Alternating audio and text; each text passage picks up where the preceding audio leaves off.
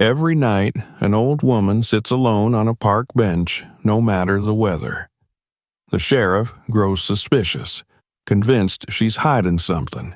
Determined to remove her, he confronts her, only to discover a heart-wrenching truth that leaves him forever changed. Where are you watching from? Don't forget to subscribe and explore more stories that will move and inspire you. The quiet streets of the small town stretched before Sheriff Ray Harper, bathed in the dim glow of streetlights. He cruised along familiar roads in his patrol car, the same way he had every night for the past 15 years. His hands rested lightly on the steering wheel, his mind drifting between thoughts of retirement and the frustration that came from the feeling that his work had lost meaning. At 55, Ray was no stranger to the monotony of his job. He knew every pothole, every stray dog, and every restless teenager sneaking out past curfew. It was a cool autumn night, the breeze carrying the scent of fallen leaves and distant wood smoke. As Ray rolled through town, his headlights briefly illuminated the entrance to the local park. His gaze flicked to the closed after 9 p.m. sign posted at the gate, but then something else caught his attention. A figure seated on one of the park benches. Ray frowned. This wasn't the first time he'd seen someone sitting there after hours, but now, under the dim moonlight, the silhouette looked different. Smaller. Older. Annoyed, he slowed his patrol car to a stop along the curb and squinted into the park. A woman, wrapped in a worn-out coat, sat motionless on the bench, her posture slouched but oddly composed. Ray sighed, unbuckling his seatbelt. "What now?" he muttered, opening the door. His boots crunched against the gravel as he made his way toward the gate, irritation rising with each step. As he approached the bench, the woman's features came into view. Her skin was dark and weathered, her hair braided beneath a knitted hat. She sat with her hands folded neatly on her lap, as if the cold didn't affect her at all. A faded scarf lay loosely around her neck, and her shoes, old and scuffed, barely seemed warm enough for the chilly night. "Park's closed, ma'am," Ray said curtly, standing a few feet from her. "You can't be here." The woman didn't respond. She sat perfectly still, her gaze distant, focused somewhere past Ray, as if she were waiting for someone, or something, beyond the horizon. Ray's patience thinned. "You hear me? Park's closed," he repeated, louder this time. The woman finally turned her head, slowly, and looked up at him with tired but clear eyes. "I know," she said softly, her voice as quiet as the rustling leaves. Her calmness irritated Ray even more. He dealt with enough late-night troublemakers and loiterers to know when someone was testing his limits. "What's your name?" he demanded. "You got ID?" The woman shook her head slowly. "My name's Esther." "Well, Esther, unless you've got a good reason to be out here, I'm going to have to ask you to move along. You can't just sit here all night." "I'm waiting for someone," Esther said simply, her voice steady. Ray folded his arms. "Who?" "My son," she answered, a faint smile touching the corners of her lips, as if the very mention of him brought her warmth. Ray's jaw tightened. "At this hour? In the middle of the night? That doesn't sound right." He glanced around, half expecting someone else to be lurking in the shadows. "Where's your son now?" "He's not here yet," she replied, her gaze drifting back toward the empty street beyond the park. Ray shifted his weight, growing impatient. "Ma'am, listen. I'm going to be real clear with you. This isn't a place to hang out. You need to leave, or I'll have to take you in for trespassing." Esther didn't flinch. She clasped her hands tighter on her lap, her eyes still fixed ahead. "I promised him I'd be here," she murmured. Ray exhaled sharply, rubbing the back of his neck. "Look, I don't know what's going on here, but you can't keep doing this. If I see you here again, I'm bringing you in. No exceptions." Esther only nodded, her expression serene, as if she'd already accepted whatever would happen. Frustrated, Ray turned on his heel and stalked back to his patrol car. He glanced over his shoulder once, but Esther hadn't moved. She sat quietly, as if the cold and his warnings meant nothing to her. Ray shook his head and muttered under his breath, "Crazy old lady." As he slid into the driver's seat and pulled away from the curb, an unsettling feeling crept over him. Something about the encounter bothered him, though he couldn't quite put his finger on it. The way she had looked at him, so calm, so patient, made him uneasy, as if she knew something he didn't. The next night, Ray found himself driving the same route, patrolling the same streets. And there she was again. Esther, sitting on the same bench in the same position, as if she hadn't left at all. A gust of cold wind whipped through the empty park, but she remained still, her thin coat pulled tightly around her small frame. Ray cursed under his breath. "Damn it!" He pulled the patrol car to the curb and stepped out once more, his boots crunching on the gravel. "You again?" he called out, irritation lacing his voice. Esther looked up at him with the same calm expression as the night before. "Good evening, Sheriff." "This ain't funny," Ray snapped. "I told you, park's closed. What do you think you're doing out here every night?" Esther smiled faintly, the kind of smile that held sadness and hope all at once. "I'm waiting," she said again, her voice unwavering. "For your son," Ray muttered sarcastically. "Right. And where's he supposed to be coming from? The moon?" Esther's smile faltered, but she remained composed. "He'll come," she whispered, almost to herself. Ray's patience was wearing thin. "All right, enough of this. If you don't move along, I'll have no choice but to—" "I made a promise," Esther interrupted softly, her voice cutting through the cold night air. "And I'll keep it, no matter how long it takes." Something in her words stopped Ray in his tracks. For a moment, he stood there, staring at her, unsure of what to say. There was a quiet strength in her that unnerved him, a sense of purpose that he couldn't understand. He opened his mouth to speak, but closed it again, the words suddenly feeling inadequate. With a frustrated sigh, he turned and walked back to his car. As he drove away, the same uneasy feeling gnawed at him, stronger this time. What kind of mother waits in the cold, night after night, for a son who never comes? The question haunted Ray long after his shift ended. As he lay in bed that night, staring at the ceiling, he couldn't shake the image of Esther sitting alone on that bench. And he knew he'd be seeing her again. The wind howled through the empty streets as Ray Harper's patrol car rolled past darkened storefronts and silent houses. The night was colder than the last, and as he approached the park, he knew, without even needing to look, that Esther would be sitting in the same spot. Sure enough, there she was, wrapped in that same threadbare coat, her scarf pulled tight around her neck, her posture as still and composed as ever. The bench creaked slightly under her weight as she shifted, but otherwise she could have been a statue in the night. Ray gritted his teeth. What was this woman's deal? Why sit out in the cold night after night? And why did she seem so calm, so collected, like she had all the time in the world? It unnerved him. He parked along the curb again, shutting the door with a loud slam as he stepped into the night air. This time, he was determined to get answers.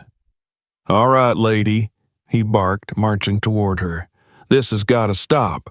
What are you really doing out here? You selling something? Waiting for someone to pick you up?" Esther turned her head slowly to look at him, her expression unchanged. "Good evening, Sheriff." Ray's jaw clenched. Her politeness only irritated him further. "Evening? It's nearly midnight. This isn't a bus stop." He squinted at her, trying to spot any sign of drugs, alcohol, or suspicious behavior. There was nothing, just her calm, steady presence, as if she belonged there more than he did. "I told you yesterday. You can't be here," Ray continued, planting his hands on his hips. "You think I'm joking around? This isn't a shelter. You need to move along, or I'll have to take you in." Esther only shook her head, her expression patient but firm. "I can't leave, Sheriff." Ray let out a frustrated groan. "Why not?"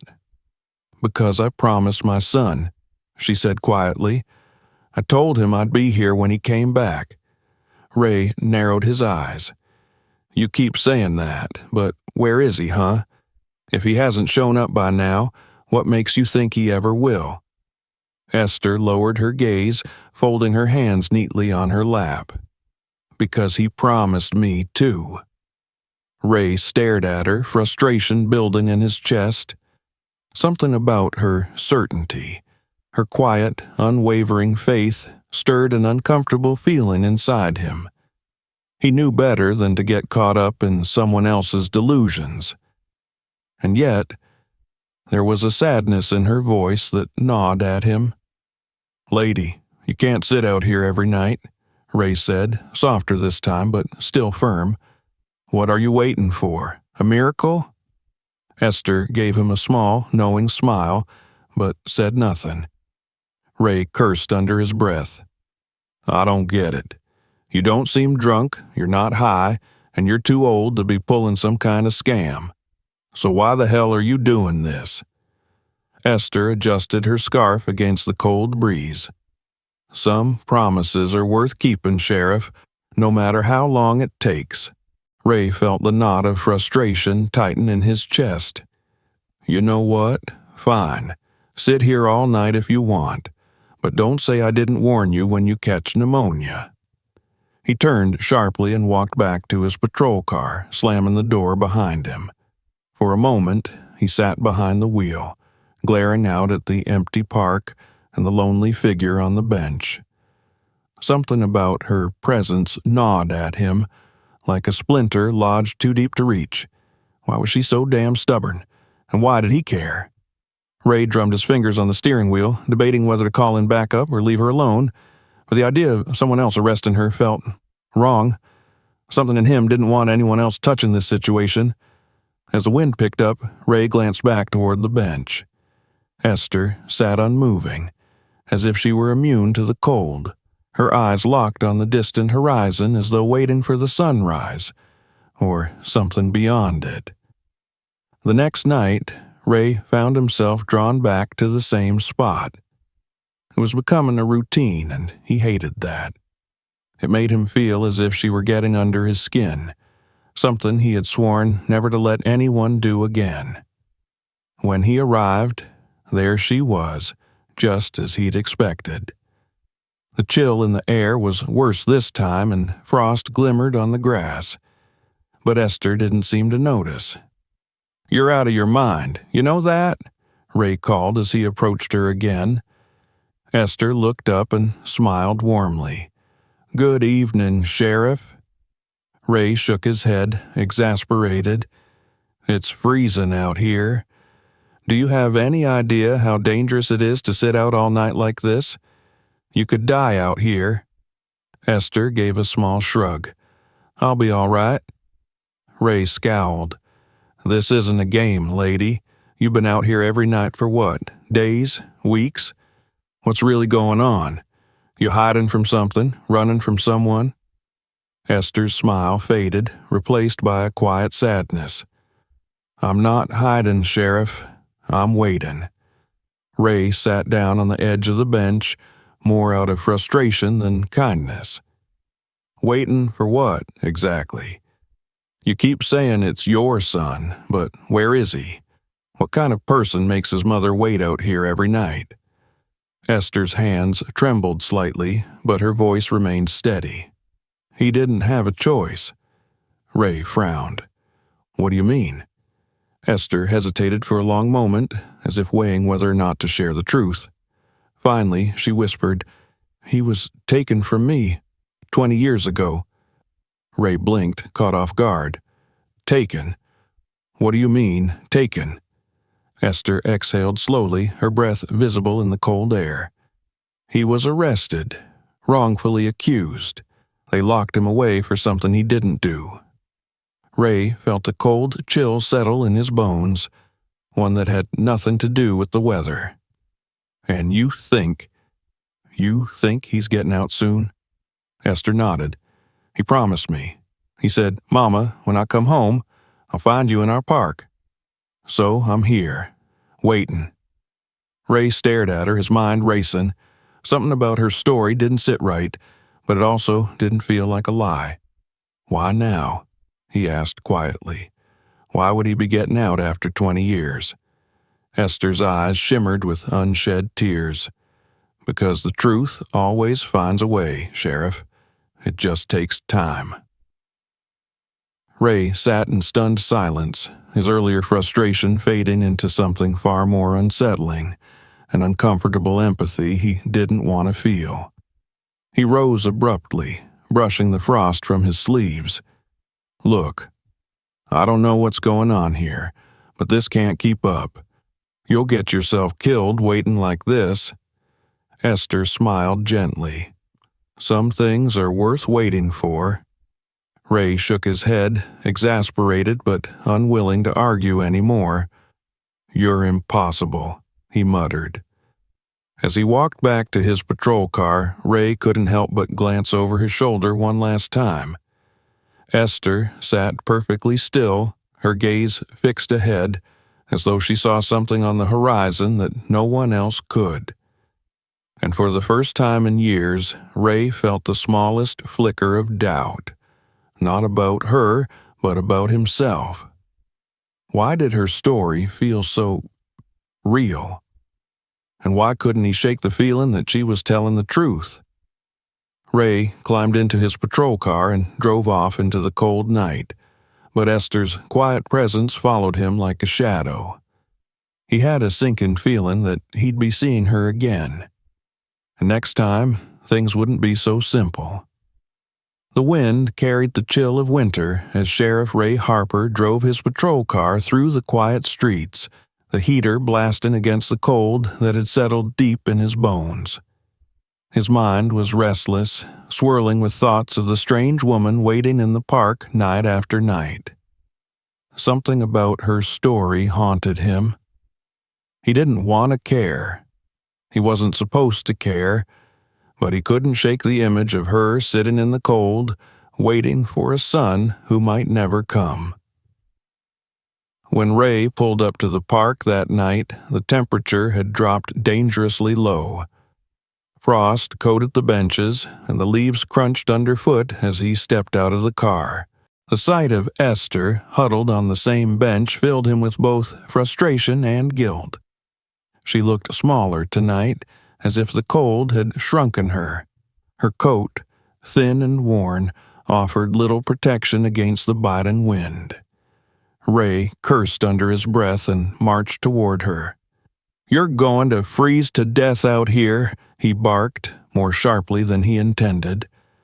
Esther looked up, her calm expression unchanged, though her hands trembled slightly in her lap. "Good evening, Sheriff." Ray threw up his hands in exasperation. "This isn't a joke, lady. You'll catch pneumonia sitting out here like this." Without waiting for a response, he unbuttoned his heavy patrol jacket and draped it over her shoulders.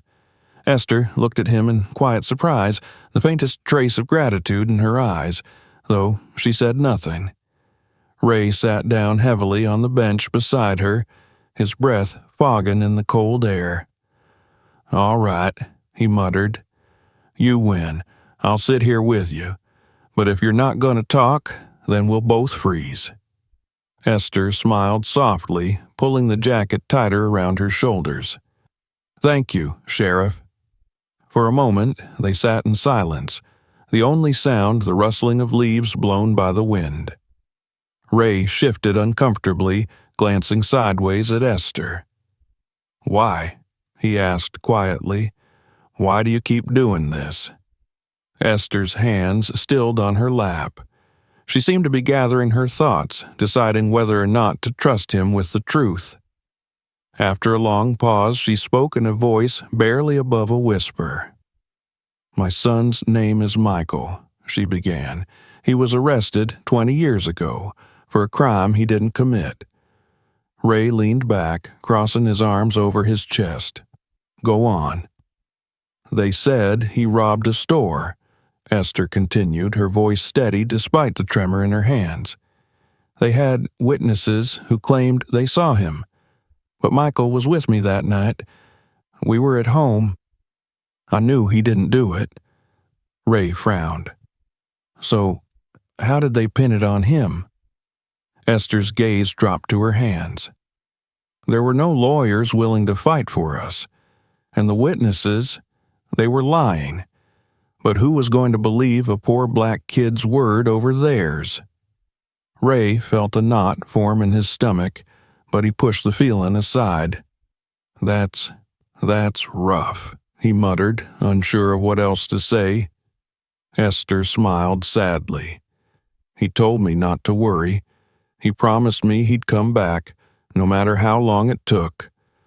And I promised him I'd wait right here, in the park where we used to walk together." Ray rubbed a hand over his face, feeling the weight of her words settle over him.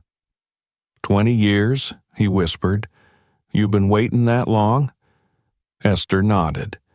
"Not every night at first, but when I found out he might get out soon, I started coming here, just in case." Ray stared at her, dumbfounded. "And you really believe he's going to show up?" "Yes," she said simply. "He will." The conviction in her voice made Ray's chest tighten. He didn't know what to say. How could anyone carry that kind of faith for so long, through so much pain? And why did it make him feel like the world's biggest asshole for doubting her? "You ever think," Ray started, hesitating. "I mean, what if he doesn't come?" Esther shook her head gently. "He will." Ray exhaled sharply, rubbing his hands together to keep them warm. "I don't get it," he muttered. "I don't get how you can sit out here every night, waiting for something that might not happen." Esther gave him a small, sad smile. "Some things are worth waiting for, Sheriff." Ray looked down at his hands, feeling the weight of her words settle deep in his bones. He thought about all the things he had never waited for, the friendships he'd let drift away, the family he'd pushed aside, the dreams he'd abandoned. For the first time in a long while, Ray Harper felt small. The ride back to his house was a quiet one. Ray parked his patrol car in the driveway and sat there for a long time, staring at the darkened windows of his home. His house was too quiet, too empty, and for the first time in years it bothered him. The next day, he found himself at the station earlier than usual, logging into the old case files. His fingers hovered over the keyboard as doubt gnawed at him, but something inside pushed him forward. He typed in the name, Michael Jones. The screen flickered, and soon the case file appeared before him. A robbery charge from 20 years ago, 2 witness statements, no physical evidence. Ray scrolled through the documents, his frown deepening. Something about the case didn't sit right with him. The arrest had been quick, the trial even quicker, and the witnesses, their statements were oddly similar, almost as if they had been rehearsed. Ray leaned back in his chair, a cold sense of unease settling over him. He knew what he was looking at. A sloppy case, rushed through the system with a young man thrown away like he didn't matter. "Damn it," Ray muttered under his breath. He slammed the laptop shut and rubbed his temples. This was bigger than he'd thought, and now that he knew, he couldn't ignore it. That night, Ray returned to the park, his mind racing with everything he'd uncovered. Esther was there, of course, sitting on her usual bench, her breath fogging in the cold air. Ray sat down beside her, the weight of what he'd found pressing heavy on his chest. "I looked into your son's case," he said quietly. Esther turned to him, her expression calm but expectant. "And?" Ray exhaled slowly. "It's a mess. They screwed him over, no doubt about it." Esther nodded, as if she'd known all along. "I figured as much." Ray leaned forward, resting his elbows on his knees. "Look, I don't know what I can do, but I'm going to try. I'll dig deeper. I'll make some calls." Esther smiled, a warmth in her eyes that hadn't been there before. "Thank you, Sheriff." Ray shook his head, feeling a strange mix of frustration and guilt. "Don't thank me yet. I've still got a lot to figure out." As they sat together in the cold, a strange sense of peace settled over Ray. He didn't know how long it would take or what the outcome would be. But for the first time in years, he felt like he was doing something that mattered. And he knew, deep down, that he wouldn't stop until he saw this through. Ray Harper's hands tightened around the steering wheel as his patrol car rolled through the streets. The cold weight of truth sat heavy on his shoulders. For the first time in years, he was tangled in something far bigger than his usual patrol duties. Michael Jones's case was not just a careless mistake. It was a deliberate miscarriage of justice. And now, the truth threatened to unravel everything Ray thought he knew about the law he had sworn to uphold. When he parked in front of the sheriff's station, Ray took a moment to gather his thoughts. The plan forming in his mind was risky. He would need to move carefully.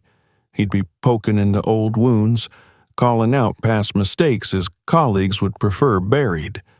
But there was no going back now. He entered the station with a grim expression. His fellow officers barely looked up, accustomed to his usual stern demeanor, unaware of the storm brewing inside him. Ray started by digging deeper into the case files. He called in a few favors, using old contacts to gain access to records that weren't readily available. Every lead he followed confirmed his growing suspicion. The witnesses against Michael had lied, pressured by local police to make their stories fit a pre-written narrative. Worse, the store that had been robbed had barely lost anything, yet the young man had been sentenced to 20 years in prison without parole. The injustice of it all burned inside Ray. His fists clenched involuntarily as he scrolled through the page after page of damning evidence. Inconsistent statements, missing pieces of testimony, and a judge notorious for disproportionately harsh sentences on black defendants. Ray knew exactly what he was up against. This wasn't just a bad case. It was a mess the department wanted to stay buried. And if he stirred things up, it wouldn't just be Michael's freedom on the line. It could be his own reputation, his job, even his life in this town.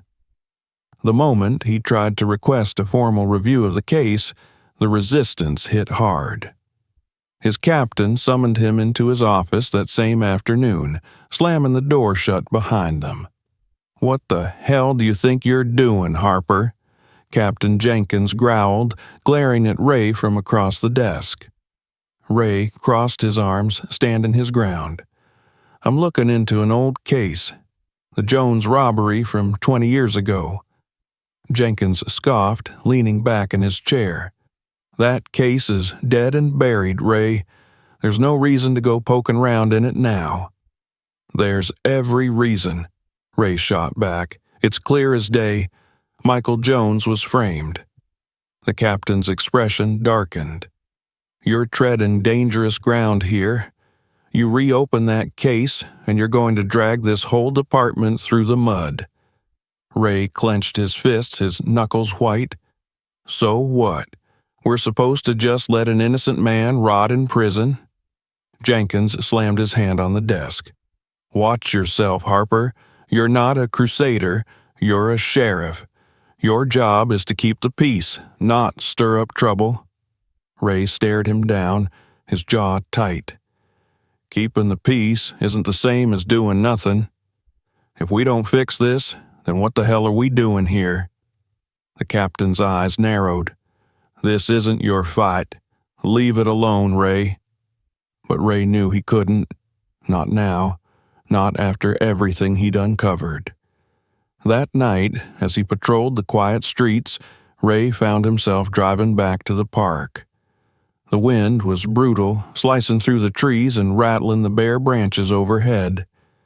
And yet, as always, Esther sat on her bench, her coat pulled tightly around her frail body, waiting with the same quiet patience. Ray sat down beside her without a word, the cold seeping through his uniform. For a long moment, neither of them spoke. I looked into it, he said finally, his breath visible in the frigid air. I know what they did to your son. Esther didn't respond right away. She simply nodded, as if she had always known, as if she had been waiting not just for her son, but for someone, anyone, to believe her. I'm trying to help, Ray continued, but it's not going to be easy. I know, Esther whispered, but thank you. Ray rubbed his hands together, trying to stave off the cold. They're not going to make this easy. My captain's already breathing down my neck. Esther gave him a small, knowing smile. They never make it easy, Sheriff. That's why we keep fighting. Ray sat back, exhaling slowly. He had spent so many years keeping his head down, doing his job without questioning it. Now, everything felt different. Messy, complicated, but it also felt right. Over the next few days, Ray worked tirelessly, contacting lawyers and advocacy groups, pulling every string he could. He met with resistance at every turn. Old friends turned him away. His colleagues at the station grew distant, and Jenkins kept warning him to drop it. But Ray didn't care. He couldn't. Late one night, after another exhausting shift, Ray found himself back at the park. The sky was clear, the stars scattered like grains of salt across a black canvas. Esther was there, as always. Ray handed her a cup of hot coffee, and she smiled in gratitude. Thank you, Sheriff. Ray, he corrected gently. Just call me Ray. They sat in silence for a while, sipping their coffee and watching the stars. Why do you do it? Ray asked eventually. How do you keep going, knowing the odds are stacked against you? Esther's gaze didn't waver. Because if I stop, then they win, and I promised Michael I'd be here. Ray nodded, a lump forming in his throat. He had never met anyone like her, someone so strong, so unyielding in the face of everything. She reminded him of the kind of person he had always wanted to be. And for the first time in years, Ray Harper felt like he was becoming that person again. The following week was the hardest yet. Ray's persistence finally gained the attention of a local journalist who agreed to look into the case. The article that followed put the entire department under a harsh spotlight, drawing attention to the injustice that had been buried for 2 decades. The backlash was immediate. Jenkins called Ray into his office again, furious. You've crossed a line, Harper. You're on thin ice. Ray met his gaze without flinching. Then I guess I'd better learn how to skate. The investigation into Michael's case began to gain traction, and with each passing day, Ray could feel the tide starting to turn. But the fight was far from over. Every victory was met with resistance, every small step forward threatened by those desperate to keep the past buried. Through it all, Ray kept coming back to the park, sitting with Esther as she waited. She never wavered, never doubted, and her faith became the anchor that kept Ray grounded through the storm. "I don't know how you do it," Ray admitted one night, his voice heavy with exhaustion. "You're stronger than anyone I've ever met." Esther smiled gently. "We all have strength, Sheriff. Some of us just need a reason to find it." Ray felt his throat tighten with emotion. He had spent so many years going through the motions, believing that his time to make a difference had passed. But now, sitting beside this remarkable woman, he realized that his fight was only just beginning. The night the court finally agreed to reopen Michael's case, Ray sat on the bench with Esther, watching the stars above. "We're getting close," he whispered. Esther's eyes shimmered with quiet hope. "I knew we would." Ray leaned back, exhaling a breath he hadn't realized he'd been holding. For the first time in years, he felt like he was exactly where he was supposed to be. And he knew without a doubt that he wouldn't stop fighting until Michael Jones was free. The day of the final court hearing arrived with an unexpected quiet. The usual buzz of the sheriff's station seemed to fade as Ray Harper sat at his desk, nervously tapping a pen against the edge of an old notebook. This was it. Months of pushing through resistance, digging through files, and calling in every favor he had ever earned. All of it led to this moment. Ray hadn't told Esther about the hearing. He didn't want to raise her hopes, not until he was sure. He was afraid that if it didn't go their way, she'd lose the hope that had kept her sitting on that bench every night for all those years. The idea of seeing her broken after everything was more than he could bear. He stood slowly, grabbed his jacket, and headed toward the courthouse. The weight of his badge on his chest had never felt heavier. Inside the courtroom, the air was thick with tension. Ray found a seat toward the back, scanning the room for familiar faces.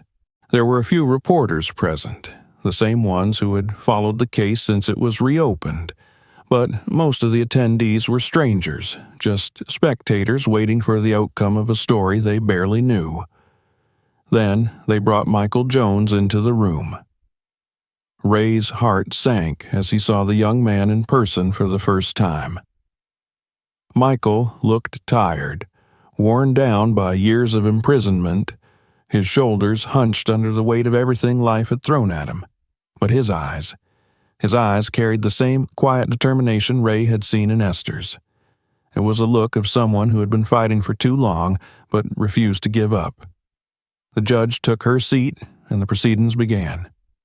Ray listened closely as the lawyer he had helped find for Michael presented the evidence they had uncovered: the coerced witness statements, the lack of physical evidence, and the gross mishandling of the original trial. Every detail felt like a nail in the coffin of injustice, and with each point the lawyer made, Ray's hope grew a little stronger. Finally, the judge leaned forward, her expression neutral but firm. She announced the decision in a calm, measured voice. Michael Jones was to be released immediately. For a moment, Ray couldn't breathe. Relief flooded his chest and he sank back into his seat, overwhelmed by the enormity of it all. He glanced toward Michael, who remained still, as if he hadn't yet processed what had just happened. But then the young man closed his eyes, exhaling slowly, and Ray saw the first flicker of peace cross his face. Ray waited outside the courthouse, his patrol car idling by the curb. When Michael finally stepped through the doors, the two men locked eyes for the first time. Ray gave him a small nod, unsure what to say. "You're Sheriff Harper, right?" Michael asked, his voice quiet but steady. Ray cleared his throat. "Yeah, that's me." Michael gave him a tired smile. "My mom told me about you." Ray chuckled softly, scratching the back of his neck.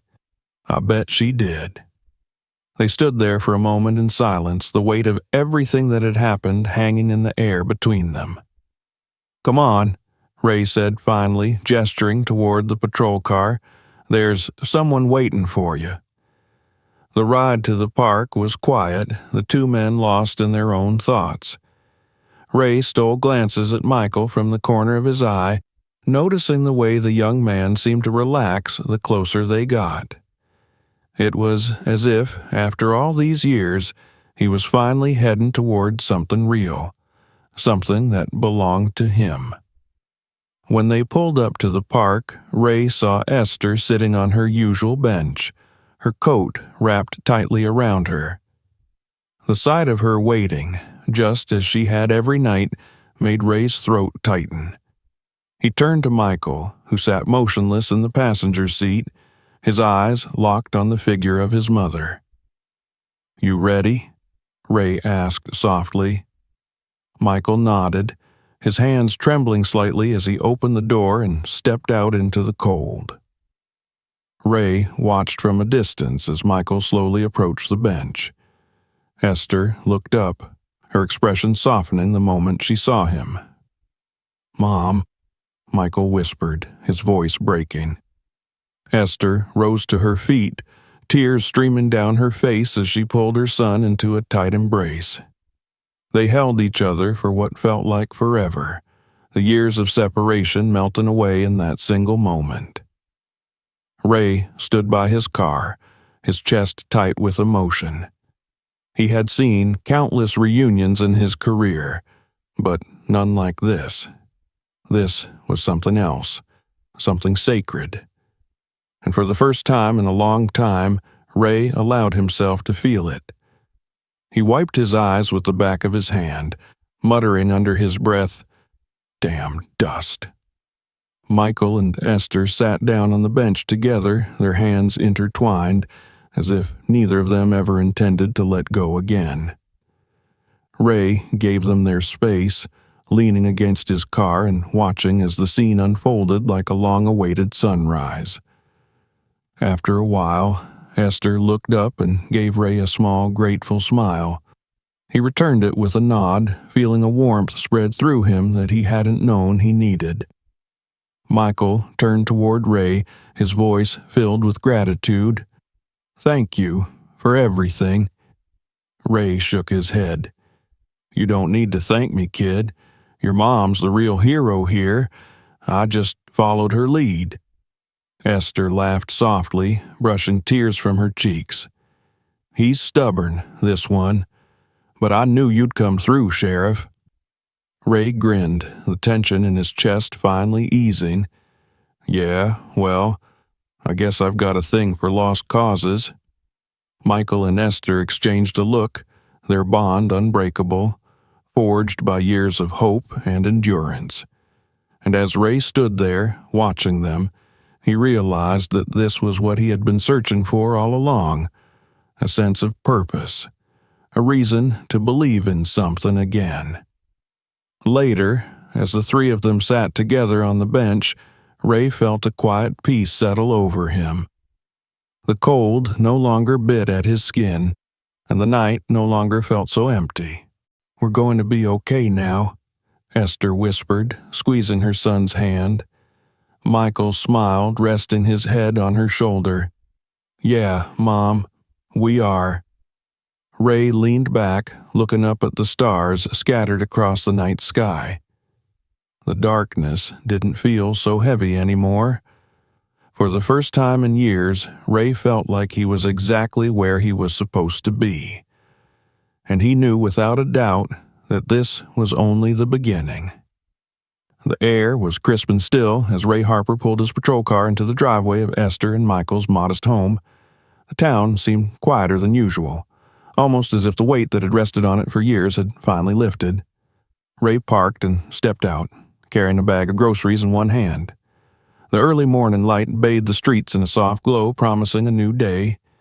He walked toward the front door, where Esther greeted him with a warm smile. She looked different now, lighter, as if a lifetime of sorrow had finally eased.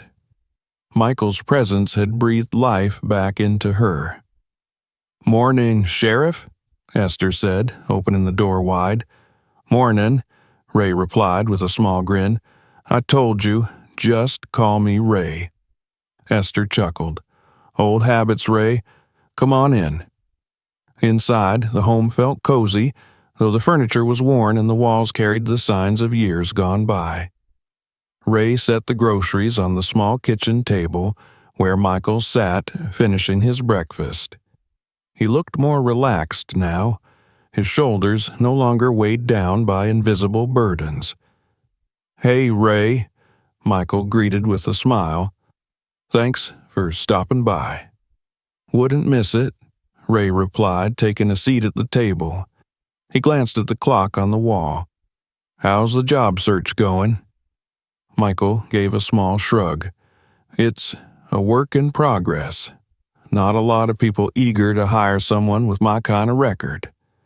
Ray nodded, understanding the frustration in Michael's voice.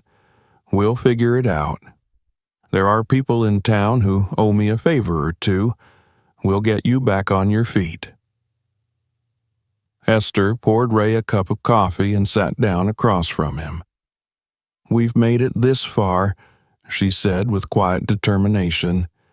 "We'll make it the rest of the way." Ray smiled at her words, feeling a warmth in his chest that had become familiar over the past few weeks. He had spent so much of his life going through the motions, thinking that his time to make a real difference had passed. But here, with these two people, he had found something he hadn't known he was looking for, a purpose beyond the badge. As the three of them sat together, a comfortable silence settled over the room. It wasn't the kind of silence that came from emptiness, but the kind that came from belonging. Ray hadn't felt it in years, and he found himself holding on to the moment, not wanting it to slip away. In the weeks that followed, Ray helped Michael with everything he could. He drove him to job interviews, vouched for him with the local businesses, and even connected him with a community group that worked to reintegrate former inmates. The road wasn't easy, but Michael approached every challenge with the same quiet determination that his mother had carried for all those years. The town began to notice, too. Michael's story, once a quiet tragedy buried under the weight of prejudice, became a tale of hope and redemption. People who had once turned away began to offer their support. Small gestures at first, but meaningful ones. One day, as Ray sat with Esther on the park bench where it all began, she looked over at him with a smile that carried both gratitude and peace. "You saved us, Ray," she said softly. Ray shook his head. "No, you saved yourselves. I just gave a little push." Esther chuckled, patting his hand. "Either way, I'm grateful." The sun dipped lower in the sky, casting the park in a warm, golden light. Ray closed his eyes for a moment, letting the peace of the moment wash over him. It wasn't just Michael and Esther who had been saved. He realized that, in some way, they had saved him too. The community library project that Ray had started as a way to help Michael grew faster than anyone expected. What had begun as a small idea became a vibrant hub for the entire town. Volunteers showed up to donate books and computers. Parents brought their kids to do homework, and even older residents came to learn new skills. The old abandoned building on Main Street was transformed into a place filled with life and learning. It was more than a library. It was a symbol of what the town could be when people came together. Ray found himself spending more time at the library than he ever thought he would. He helped kids with their math homework, showed seniors how to send emails, and even joined a weekly book club. It was strange at first, being part of something so different from the world of law enforcement.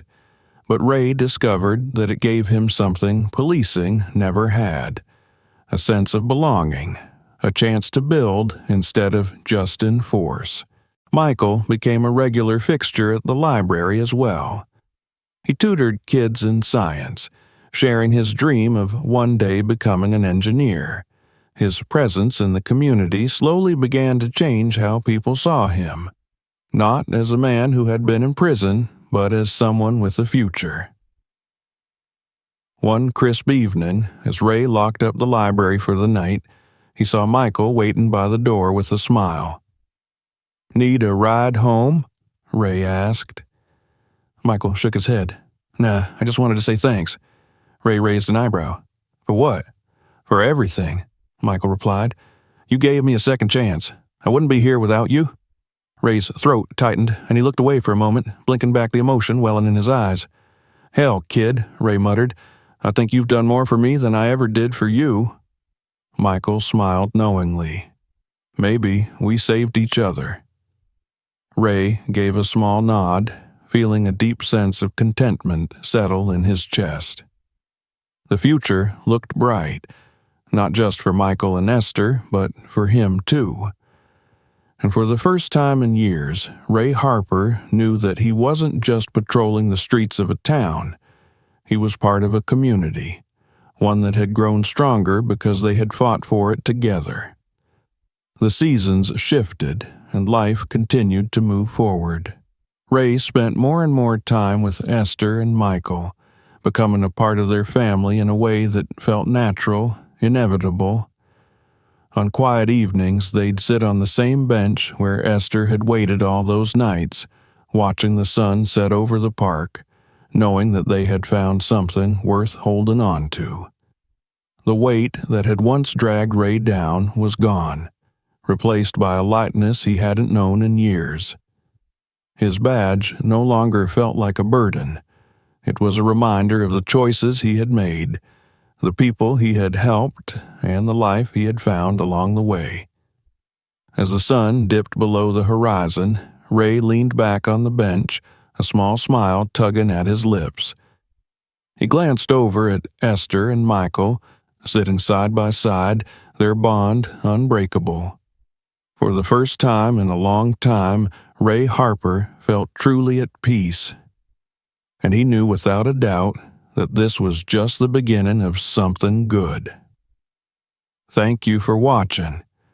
If this story moved you, make sure to hit that subscribe button so you don't miss more powerful stories like this one. Your support means everything. Want more?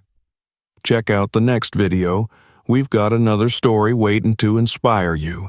And don't forget to explore the rest of our videos. We promise you won't regret it.